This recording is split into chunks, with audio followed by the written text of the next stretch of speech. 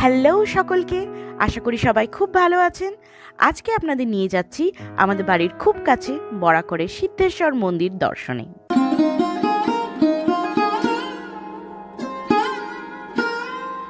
এটি পশ্চিমবঙ্গের প্রাচীনতম রেক দেউল মন্দিরগুলোর মধ্যে একটি, পাথর দ্বারা নির্মিত 4টি মন্দিরের একটি দল। চতুর্থ মন্দির প্রবেশদ্বার থেকে শেষ, মনে হয় প্রাচীনতম, এবং এটি 8ম থেকে 9ম শতাব্দীতে নির্মিত হয়েছিল। আরও দুটি মন্দির 14 থেকে 15 শতকের কাছাকাছি।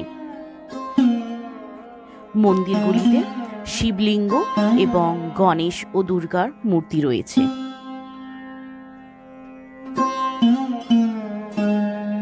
উড়িষ্যা স্থাপত্য শৈলীতে নির্মিত এই মন্দিরটি সত্যিই মনোমুগ্ধকর।